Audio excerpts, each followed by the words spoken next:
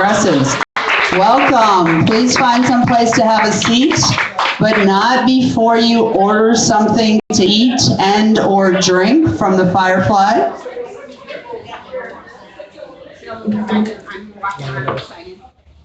Nancy's walking around with a sign-in. We want to make sure that we keep track of how many folks are here and who's coming, and we get you on our mailing list for events that we have going on. My name is Kathleen, and I'm one of the Oregon Area Progressives here. Please, hold your hand up and wave if you are a regular participant in things that happen with the Oregon Area Progressives. So look around. These are the folks you want to talk to if you want to know more about who we are and what we do. Also, a big thank you for the continued generosity and gracious support of the Firefly Coffee House. We are in 2.5 years now of open mics here at this establishment. We feel so lucky and privileged to have the Firefly in Oregon, and we are so grateful for how generous they have been to us. We have a very, very special guest tonight. I'm searching for the word. We don't think that you love the Oregon Area Progressives so much that so many of you have turned out tonight to see us. We know that you're here to see our special guest, Kathleen Vinehout.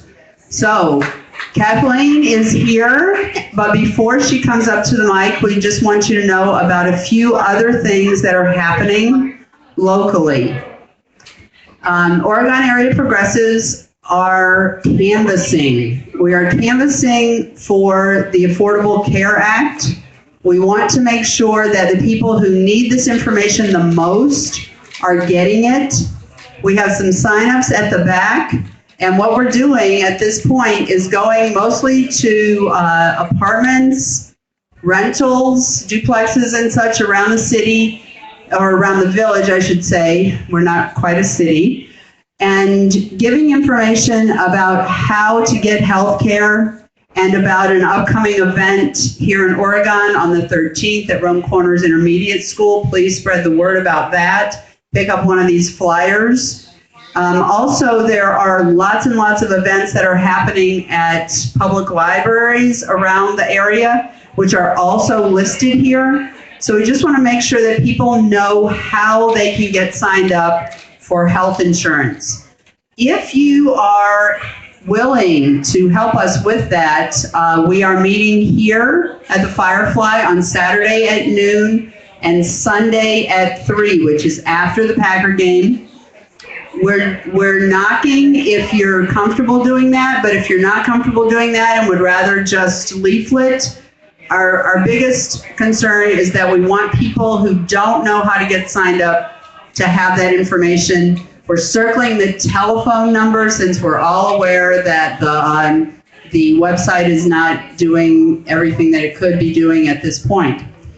Also, another event that we want to make sure that folks know about is next Thursday at the Orpheum Theater. Diane Ravitch will be speaking. She's speaking about education and the state of education, the privatization of education at the Orpheum Theater, and that is next Thursday night at 7:30. Her topic is Reign of Error, the hoax of the privatization movement and the danger to America's public schools. She is quite the expert on this. She's written several books and she really knows her stuff. In 2011, when we were at the Capitol protesting, many of us took a break from that one evening to go to the UW, where the education department hosted her to speak as well. So if you are available next Thursday, 1 week from tonight at 7:30, Orpheum Theater, Diane Ravitch. And it is free, yes, but you do need to get tickets in advance. I want to try to get all the announcements in up front because I don't want to interrupt Kathleen.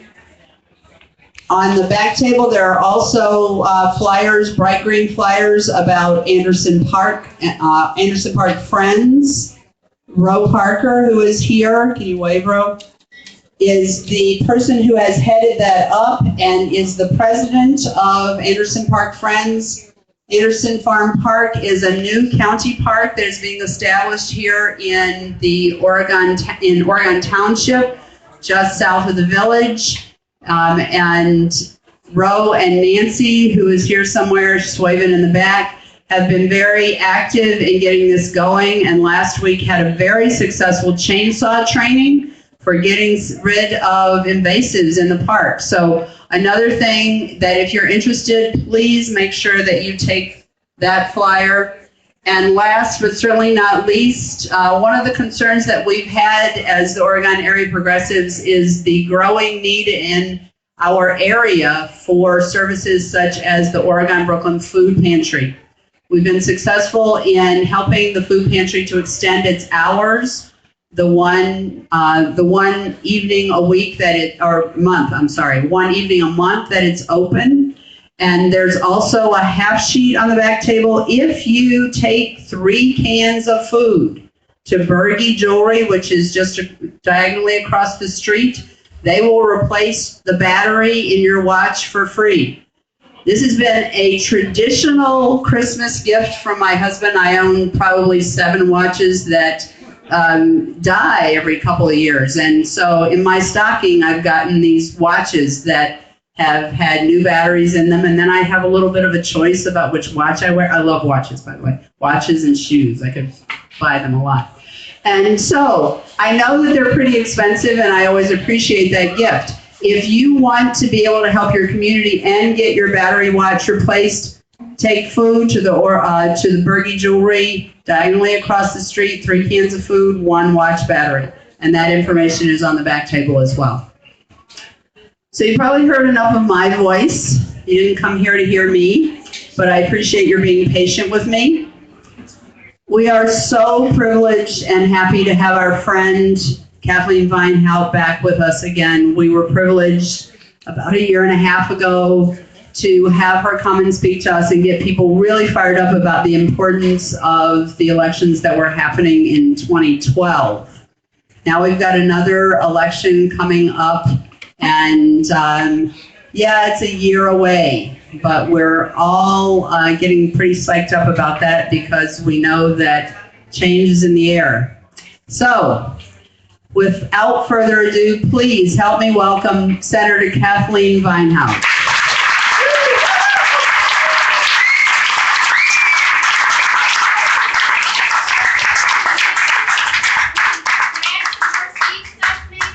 Thank you very much. There's a seat up here in the front. One here, one there. You can go around this way. Beth, you want to see you? I'm doing very well, thank you. Good to see you again. I'm very glad to be here, and I'm very glad for the opportunity to share a little bit about what's happening with me and what's happening in the Capitol. And I would like to begin with a little bit of a story about what happened today. Which one? Okay, people in the back, you can come forward. There's a couple seats in the very front. Yeah, that's it. Can the people in the back hear me okay? All right, thanks. I appreciate it.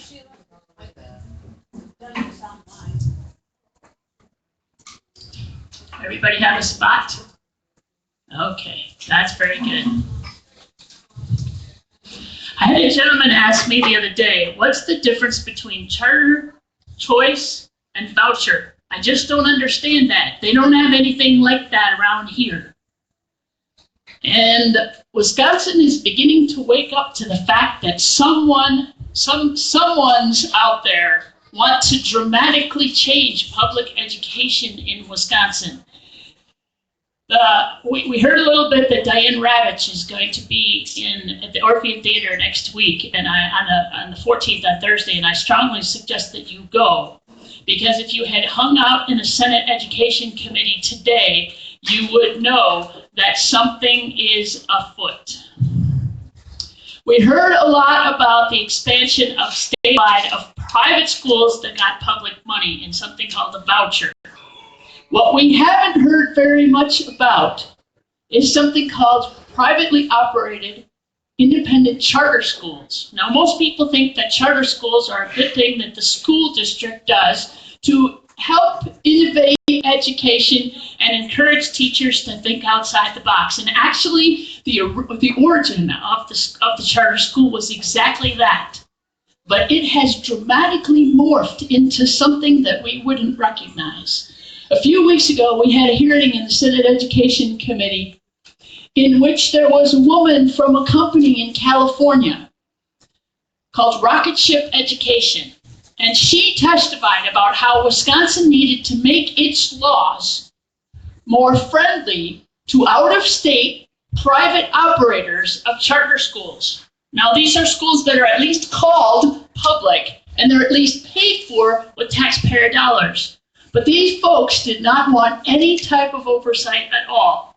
They wanted not to follow the open meetings law, the open records law. They wanted to have their own system of governance. They wanted to have their own ability to hire and fire teachers and turn the school into anything they wanted. You would think that this is a little bit of a different world, not a world of Wisconsin. But there's a bill that came precariously close to being voted on today in the Senate Education Committee called Senate Bill 76. And it's a bill that would do several things. One of the things it would do is allow charter schools that already exist to multiply without the oversight of that entity that granted them the ability to exist.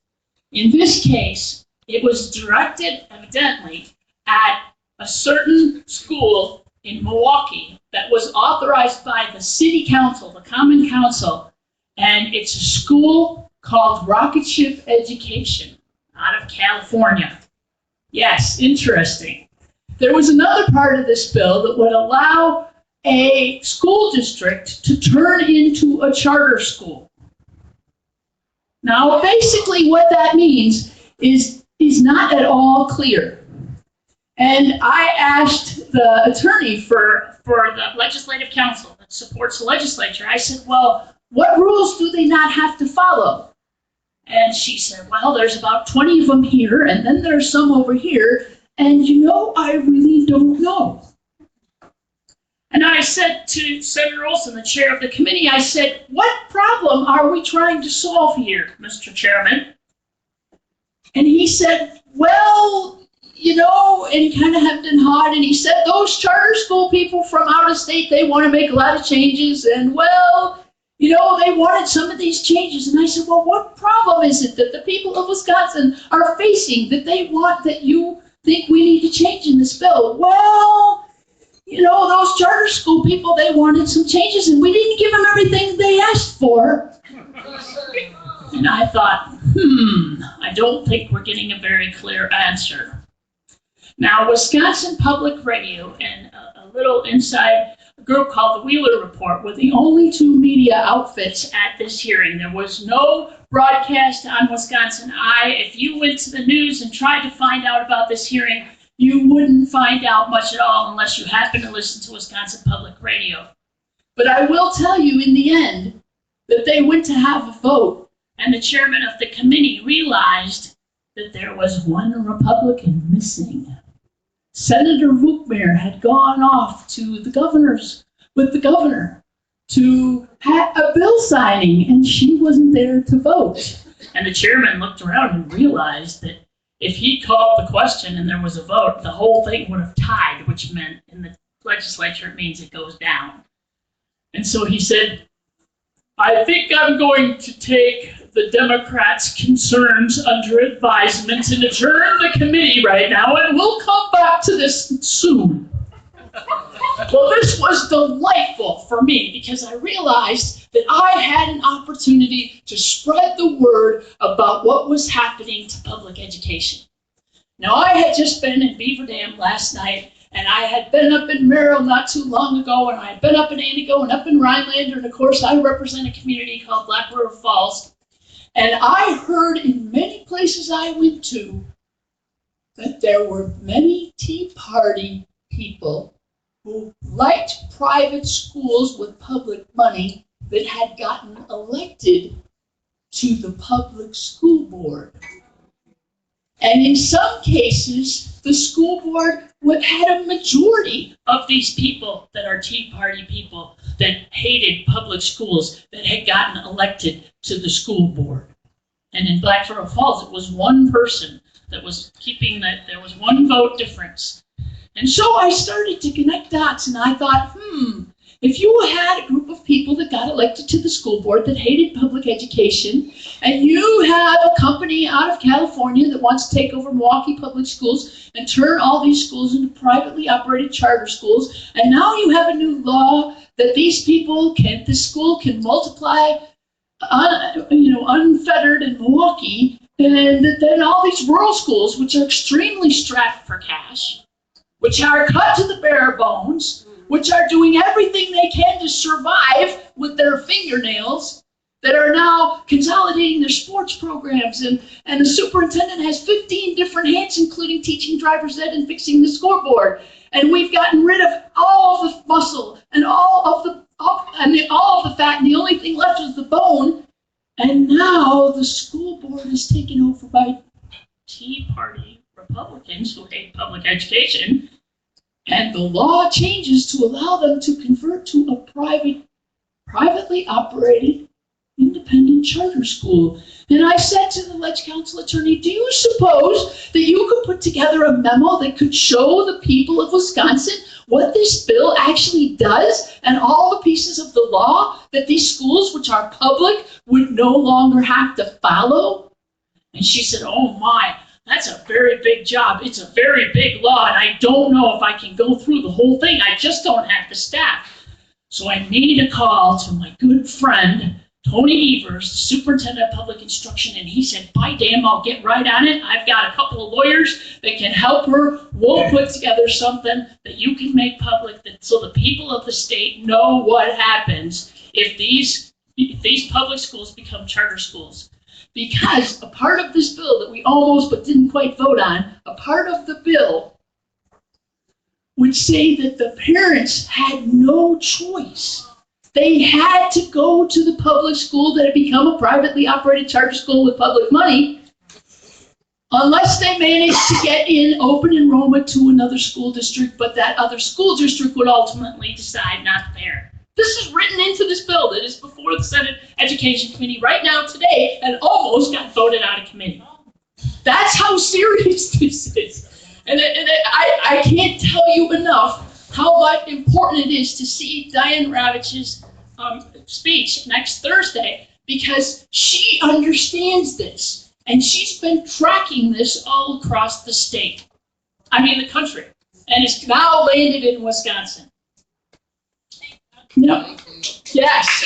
Well, there's a lot of work to be done, ladies and gentlemen. The very first step is helping to educate people about what's happening. So here's a couple of interesting statistics that came out in the news just in the last few days. Those folks that signed up for that private school voucher, 79% of them were already going to private schools. So much for helping the poor inner city children in the wonderful metropolis of Eau Claire and La Crosse. Because you know what? Those families could make up to $50,000 a year and still be eligible for this private school voucher. And then there is the virtual schools. You may know about virtual schools. They're online schools, paid for again with public dollars, sometimes operated by big school districts, sometimes operated by private operators with public money. The new report card that came out on these virtual schools said that 50% of the schools that received their report card did not meet expectations. Well, you know one of the things that this bill does is take away the school's responsibility to take ownership with that report card. So they're just cutting that whole group of kids in virtual schools out of the school's report card. So you're not even going to know. Now, you all know this, but 20 years of work and experience in Milwaukee has shown us that there's very few differences between kids that go to Milwaukee Public School and kids that go to the private voucher schools. And yet these schools are getting about $7,000 per student now. And my school district in Alma, my home district, gets about less than $4,000, just about half of what they get. And we're seeing right now an possible unlimited expansion of this. This bill, so you know it, Senate Bill 76, and rocket ship education. Now, here's an interesting strategy that my good friends, the Republicans, have used. When we had the hearing on this bill, there was a really big hearing in the Capitol. And it was not the roughly, probably 8 hours all day hearing that we had on this bill. Oh no, it was about the Joint Select Committee on Common Core Standards. This is the federal government coming into your local school. It's very, very scary. Now, if you're a teacher, and how many teachers are in here? Okay, lots of teachers. Well, you know you love and hate the Common Core Standards, and they've been around since about 2010.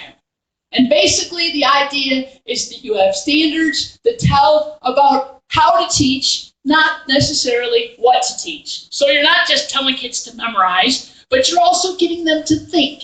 It's not easy to teach. I used to be a teacher. It's more difficult to teach when you're teaching the higher level thinking. But you know it's important that America be able to compete abroad. And our students, we want them to be able to compete with the really smart kids in Finland and South Korea. Well, someone got wind that the Common Core Standards were a really good idea to rally the Tea Party folks in the North and in the West. And oh my goodness, did they. In Dodge County in Beaver Dam last night, I talked with a woman who went to the Common Core hearing in Fond du Lac. And she said, you need to know what they're talking about. And she gave me about half a dozen different flyers that were given to everyone that came to the hearing. And there were really scary text, like, get your kids out of that WEAC-controlled, government-run school now before they're told all these horrible things that are coming straight from the folks that brought you Obamacare. Really, really scary. Yes. So here's what happened. And this we are living in the times in which the art of distracting people from what really matters has been perfected. Right. Get that? Distracting people from what really matters. A couple of Thursdays ago, there were 3 hearings in the Senate, all of them related to public education. In the center ring was the Common Core Standards. Now, never mind the fact that the full Senate Education Committee several months ago had already had a hearing on the Common Core Standards, and we pretty much decided that, they're going to keep going on. Oh no, this was a big hearing. All the media rushed over to this hearing. In the Assembly Committee, they were hearing a bill that would take away the process that we have to get rid of race-based mascots. But nobody in the press paid attention to that. And certainly nobody paid attention to this bill I've been telling you about that would open up charter schools, including for-profit, privately operated from California charter schools, over in the Senate Education Committee. So all the press, like a Cocker Spaniel, when you bounce a ball up and down over here, come, they all got over to the Common Core Standards. And then they took the Common Core Standards hearing all around the state. And all these folks up north that I went to visit this weekend, really, really excited about all this stuff. We got to step up on it. We got to keep local control. And you know what the ruse was? While they're all worried about Obamacare applying to schools, what's really happening is the privatization of public education. And it's been going on for a while, and somebody just kicked the barn door open. And that's what Diane Ravitch is going to talk about.